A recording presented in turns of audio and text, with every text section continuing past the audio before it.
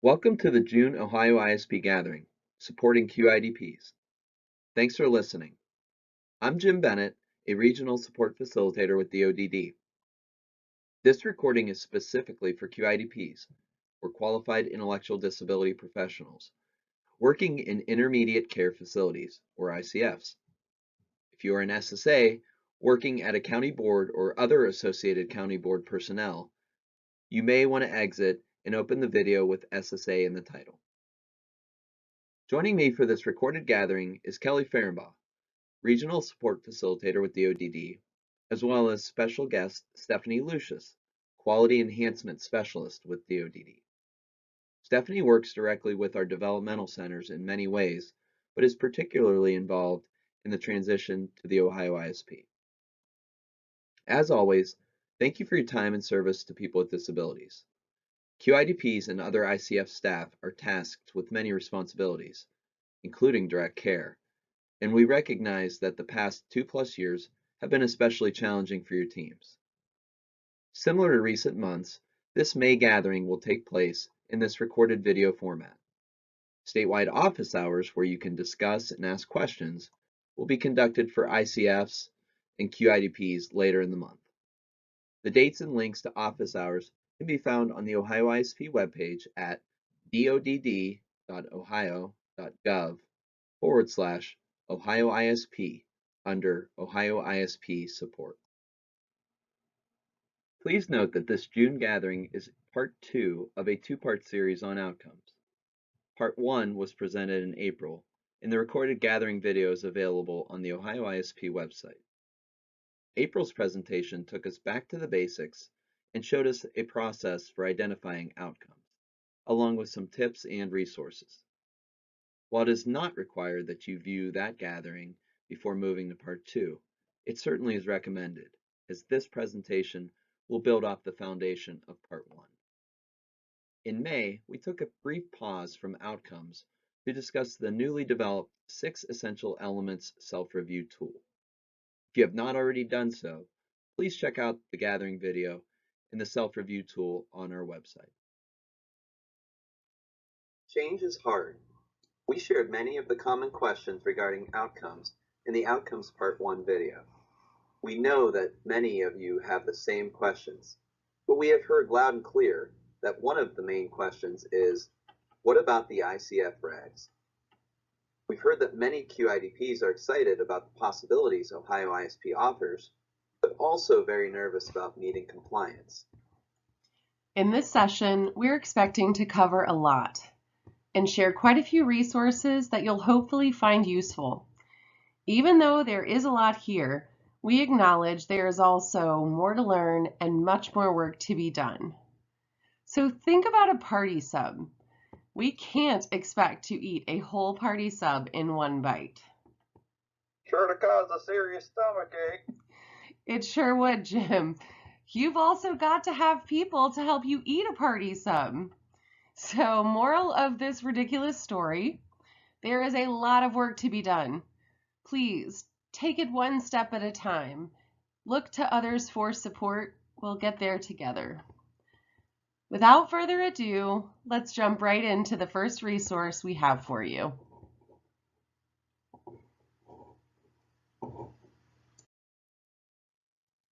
Many of you have expressed concerns that the OhioISP doesn't have a place for all the information you need to collect, and are fearful about moving away from using your comprehensive functional assessment. We began in the early days of the OhioISP work group by identifying where tags could be addressed in the assessment. This version, which included tags, was shared with ODH before we continued moving forward with the development of the full OhioISP. As OhioISP has been tested and revised, we have kept an eye on ensuring the OhioISP works for all people, including people who live in ICFs. Many times we discussed the need to crosswalk the tags with various sections of the OhioISP in a manner that was user-friendly. Today, we're sharing the first draft of a Word document and a sortable Excel file. We hope you'll use this as a reference as you use the OhioISP. Keep in mind, there's flexibility in where you put information you learn about a person. Just because we identified client protections and the corresponding tags live in the Discovery Assessment section of Advocacy and Engagement doesn't mean it couldn't go somewhere else. Many items fit in multiple areas, so we're just trying to give you a place to start. We're going to move on from this tool for now, but we hope you'll take some time to review it. If you have ideas or suggestions, bring them to the office hours at the end of the month. Finally, as we go through today's presentation, keep your eye out for references to where tags may fit in the Ohio ISP. We'll be calling out some of these areas. Our objectives for this month's gathering may actually be several bites of a party sub, but we'll do our best to cover all of these objectives. We hope you'll finish this session with understanding the difference between the standard IPP process and the Ohio ISP process, that you'll know how to develop an Ohio ISP that incorporates Medicaid requirements, and that you'll feel comfortable addressing all identified needs through either identifying meaningful outcomes, developing experiences that connect with goals or programs, or identifying services and supports that the person needs. Do you all remember Lou? Lewis, or Lou Decker, is a person who lives in an ICF that we introduced through a sample Ohio ISP earlier this year. This sample plan, along with one on Veronica, can be found on the Ohio ISP website under Ohio ISP Examples. We are grateful an ICF provided us with a person's complete record, including a comprehensive functional assessment, several program implementation plans, an individual program plan, as well as many other documents.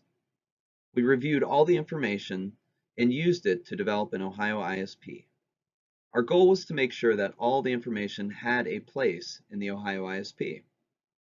While this is not the process you would expect to follow in a real-life situation, the development of Lou's plan allowed us to show how standard IPP processes, known information about a person, and CMS regulations can be addressed while using a person-centered planning approach. Let's get started by looking at the standard IPP process and how it compares to the Ohio ISP process. Hopefully you remember the process to discovering outcomes, shown in the bottom image, that we outlined in part 1 of this series on outcomes. The image on top reflects a standard IPP process. We know that many ICFs and QIDPs know people really well, including what matters to them and what helps them have a great day. But this information doesn't always make it into a person's plan. When using the medical model, there typically is a very deficit-based focus. Ohio ISP is not asking you to drastically change the process.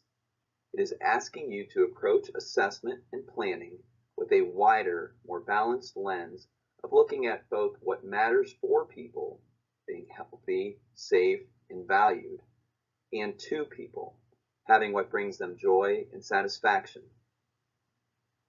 Hey Stephanie, could you speak to how teams typically get started? Do you expect anything to look different? Jim, that is a great question. And I actually agree with the statement that you made. We don't see ourselves making drastic changes, but we are really focusing on team process instead of relying so heavily on the checkboxes on the CFA. As we've been working through our first Ohio ISPs, I've been encouraging Qs to gather input from the conversations early on, especially with those that know the person best, the direct care professionals. We want that information to inform the Ohio ISP assessment. We're also including our professional assessments, so our PT, our OT, our speech therapist. We're gathering all of that information so that the Qs can include all of that in their discovery assessment. And I think that ICFs are really lucky because our Qs work directly with the person in those teams. So those conversations have always been happening, but now we're just making sure that all of that input is included earlier on in the process. Thanks, Stephanie. Speaking of making sure all team input is included, we know there are many professionals who provide input into a person's plan. In OhioISP, you do have the ability to upload any of those professional assessments. As we look at Lou's comprehensive functional assessment, perhaps this CFA looks just like the one you use, or it's likely to look a bit different. When looking at a variety of different CFAs, we have noticed that the discrete skills within each section vary from place to place. The sections, however, are fairly consistent within the CFAs we've seen as they connect to the W tags in the ICF manual. Refer to the crosswalk we shared earlier on, where you can expect to address all those tags that are important in the work you do. Let's look at another section of Lou's CFA. In this section, we're looking at Lou's abilities with purchasing and money. This really steps out the process of purchasing items and managing money. It can't possibly cover everything, even though it is lengthy. OhioISP doesn't specifically list out all of the possible steps either, but that doesn't mean it can't be included if someone needs some support or to develop a skill. Speaking of developing a skill, we noticed that Lou has all no's in this area of the CFA. We're about to look at a couple program implementation plans that are based on these results, but first, Stephanie, would you expect that Lou should work on each of these discrete skills? No, no way. Working on each specific skill would be really overwhelming. And when learning new skills, it makes sense to start at the beginning. So the budgeting and maintaining a checking account, those aren't really foundational skills. And speaking of checkbooks, do people actually still use them? My advice would be to pick an area that Lou is interested in. So maybe choosing what to purchase. I think there's a lot more buy-in from people when they're formal skills building, and maybe you call that habilitation goals, annual goals, programs. Incorporates the person's interest. Yeah, that makes a lot of sense, Stephanie. Would it be okay if we chat about how this information relates to the W227 tag for a bit? Yeah, let's take a look. Okay, so the W227 tag specifies that the team must prepare an IPP that states specific objectives necessary to meet client needs, and that there should be a clear link between specific objectives and assessment data. Objectives are determined based on a person's assessed needs, especially those observed to most likely impact their ability to function in daily life, as well as team considerations and prioritization. This tag also mentions that assessed need does not automatically require a formal training objective. For example, just because someone is not able to wait their turn in line does not mean that there needs to be a formal program developed for it. This is important to call out as we discuss outcomes and services and supports in the OhioISP later in this presentation. Okay, we're at the point where the CFA has been completed. We have identified deficits in what isn't working with the person, and now we need to develop programs based on the results of the CFA. Remember where we learned that Lou doesn't like to take his medications where everyone else does? The interdisciplinary team determined that this should be worked on with Lou. Here is Lou's program implementation plan. This example is for money skills based on the results of his CFA. I really like how the team connected Lou's love of music and videos in order to help him increase his money skills. Before we talk more about this, let's now walk through the OhioISP process and compare with what we just saw in Lou's CFA and program implementation plans. Starting with the discovery assessment, you'll see that information on how a person takes their medication is documented here. The information collected in a CFA can easily be added here in the Healthy Living section along with more in-depth information about a person and their health. We realize that some of the information in Lou's CFA is duplicated in the self-administration assessment. In the OhioISP Online, if the person requires medication administration, those assessments will be completed separate from the discovery assessment, but the results will populate into the final version of Lou's OhioISP.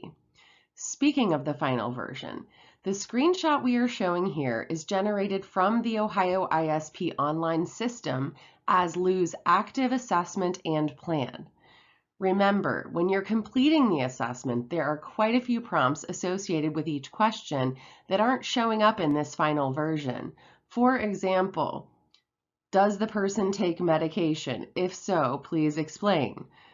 There's a prompt to ask about or consider over-the-counter medications, prescriptions, PRNs, etc. Another one, does the person need help with medication? If so, please explain. The prompts here, based on assessment outcomes, what specific assistance or support is needed to complete safe, accurate medication administration. For example, time reminders, a pre-filled caddy, tracking and support to get refills, and so on. Moving on to the daily life and employment section of the Discovery Assessment.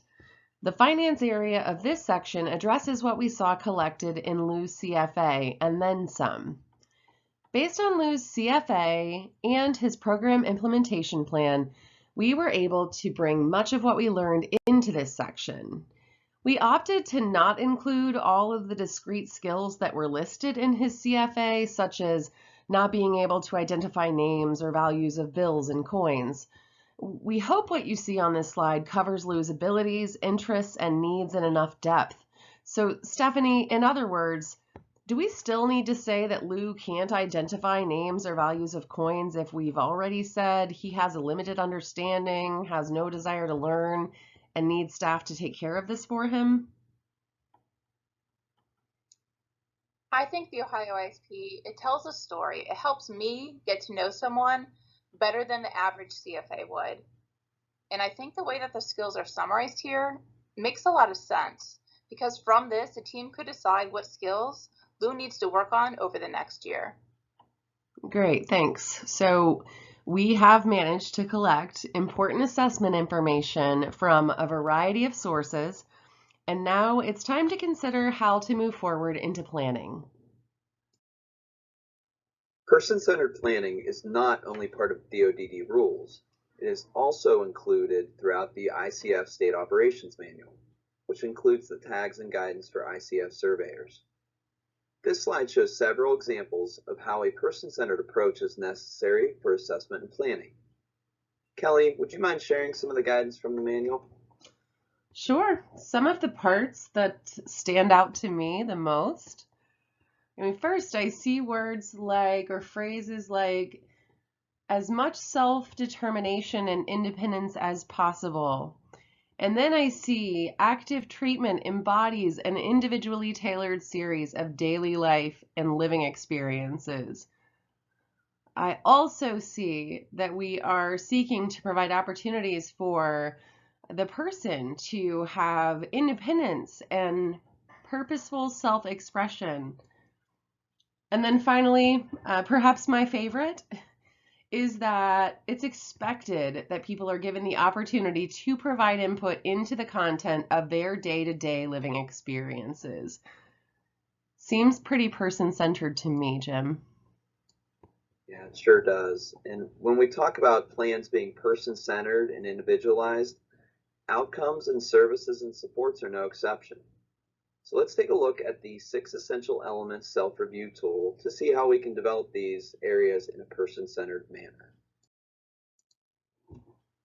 Outcomes and experiences is the 5th element in the 6 essential elements of person-centered planning. Use this tool to reflect on your work and identify areas where you may be hitting the mark, and others where you may be struggling. The self-review tool provides a clear path to success, which in turn helps the person succeed. Please reference the May gathering on the OhioISP webpage for more information on the self-review tool. Specifically, when we think about developing outcomes and experiences in the OhioISP, it's important to recognize that outcomes should be meaningful to the person. It needs to matter to them and should help them move forward in their life in some way. Experiences are simply the steps to help them achieve the outcome. Let's pause for just a moment so you can think about this question. Based on the information you recall about Lou, do you think Lou should have an outcome around learning money or taking his medications in the proper place? Hopefully, your answer was probably not, because we didn't learn that either of these things were important to Lou. However, do you think learning money or taking medications could be a step towards accomplishing something that does matter to Lou? Hopefully, you don't have to think about that one. The answer is absolutely. Either of those might be an experience. One last thing to call out while we're in the self-review tool. Notice that we've included words like measurable and how progress will be measured. None of that should be new to any of you. We can still meet requirements around measuring with outcomes and experiences in the OhioISP. For now, let's dive more into outcomes and experiences. Developing an outcome can be challenging. There are times when it may feel easier to continue to do things the existing way, taking programs or skill development goals that people may not be interested in and making them into outcomes. While those programs or goals may be part of the process, they should not be the desired outcome. Outcomes, in the Ohio ISP in general, should focus on how to ensure that a person leads a meaningful and fulfilled life. Remember from April's gathering that an outcome is a result or effect of an action, situation, etc. We also learned that there are 5 valued experiences to consider when generating an outcome for a person: belonging, respect, contribution and valued social roles, choice and control, and sharing spaces. Based on everything we learned about Lou from his CFA and IPP, Lou used to live with his sister, and they have always been close. Since moving into his new home, he struggles to leave certain areas, let alone leave his home. He obviously misses and cares for his sister.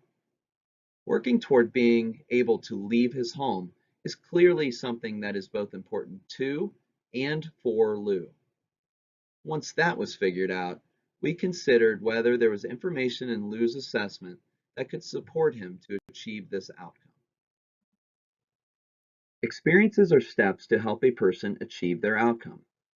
While not all of the programs and goals you have identified in the past would be considered an experience, many of them may connect to something that truly matters to the person and would be included here.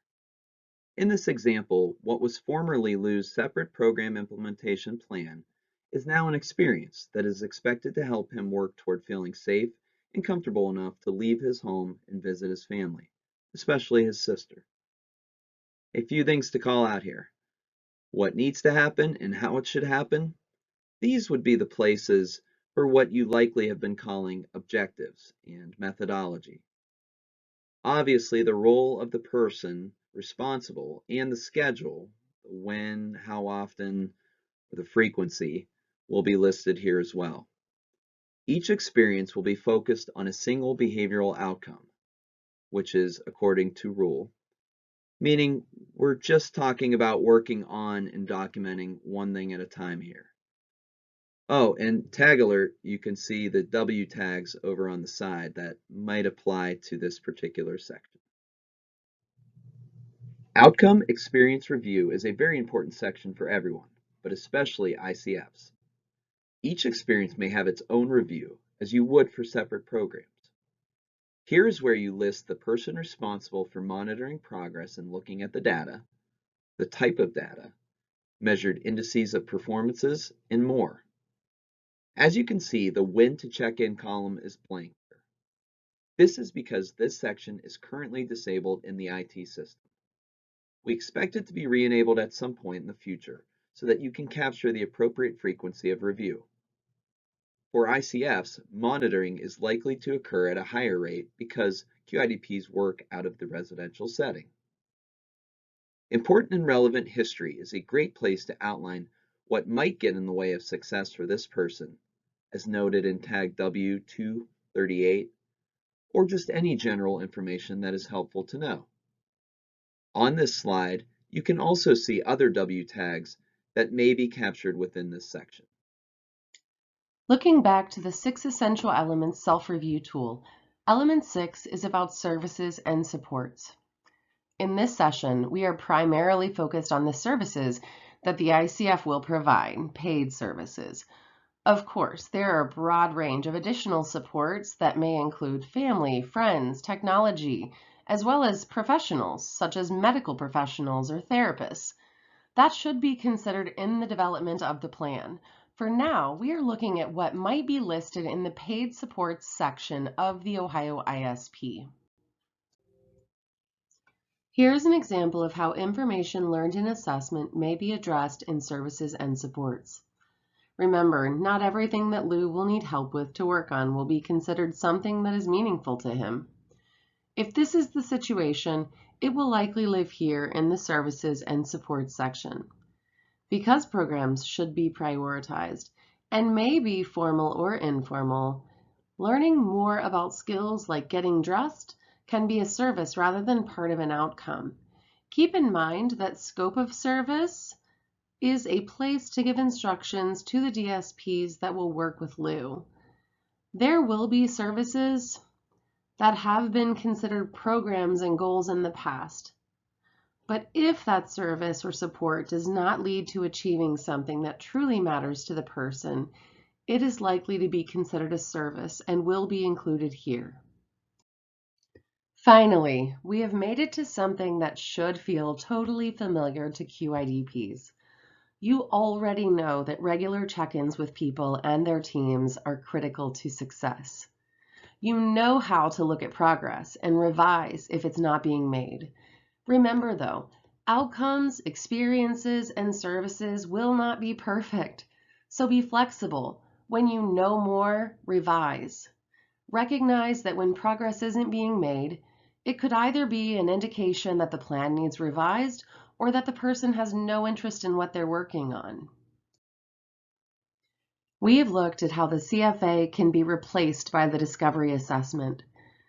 We've discussed how professional assessments may still be uploaded with the OhioISP, and we've considered how programs and goals may fit within an outcome as an experience, or may be approached less formally through paid supports. Now we complete the package with how documentation will show that supports have been provided and outline progress that is being made. This documentation is for outcomes and experiences. You can see how each outcome has identified and prioritized experiences associated with them. This information will be pulled directly from what has been developed in the planning portion of the OhioISP. A few things to call out here though. This document is still in draft, but we expect we will all use the same sheet to document outcomes and progress. The template will be customizable in order to address any specific detail that needs to be included for the specific person and their needs, such as the key at the bottom in gray. This is the second part of the outcomes documentation, a place for staff to share any important information regarding progress. If you've asked DSPs to be on the lookout for specific information while working with the person, they may include that detail here. This documentation sheet is for paid services that have been listed in the OhioISP. As you can see, because Lou has services listed around money management and learning about money, those may be documented here. There is also an opportunity for staff to make notes about how services are going. The service documentation sheet in the OhioISP online system will populate with the services and supports listed in the plan. You may print this documentation directly from the system or choose to generate your own based on what is included. Another question we hear is, why do we need to change our process if we have not had related compliance issues in the past? It is possible that this is true, and we recognize that this change may be difficult for some. But there are several reasons why moving in this direction is beneficial and necessary for the field. So first, Jim, I think the process will ultimately be more efficient for everyone. It's not going to feel like that for at least the first year because it's new.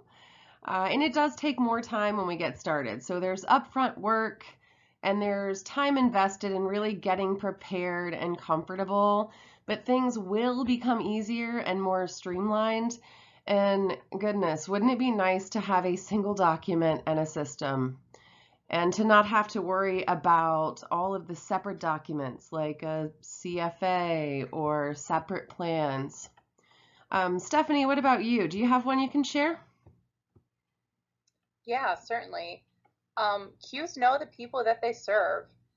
Qs don't just write plans, they also provide direct services and are monitoring on a regular basis. And for that reason, Qs are in a great position to identify and implement what those people that they serve need and want. And like you guys have said previously, the system, the Qs, ICFs, we all want people to live successful, meaningful lives. And the Ohio ISP should be the guide for how to achieve this. And if I may add another one, DODD rules specify that, quote, person-centered planning shall be the foundation for development of individual service plans, end quote. In addition, it is required that ICF plans include not just what is important for the person served, but also what is important to the person. So while the enforcement in different settings may have varied in the past, person-centered planning has been required for several years now and remains an expectation as we transition to the Ohio ISP. We have covered a lot today, and we know you'll want to access the resources later that we've shared. Many of these resources can be found on our website. Outcomes guidance, 6 essential elements, the self-review tool, both versions of the ICF crosswalk that we covered, as well as ICF sample plans and documentation are all on the Ohio ISP website. We also wanted to be sure to reference the ICF State Operations Manual that we used for part of the work in this presentation. Now that you have listened to the recording for the month, we encourage you to join other QIDPs and ICF staff to ask any questions you may have. DODD statewide office hours for QIDPs and ICF personnel for June will occur on June 23rd from 11:30 a.m. to 12:30 p.m. Links to the team's meeting can be found on the Ohio ISP webpage under Ohio ISP Support. Be on the lookout for information regarding the July gatherings. In July, we will cover information related to Medicaid and technology, and specifically the Tech First rule. Thank you all for attending and for all the work you do. Have a great day, everyone.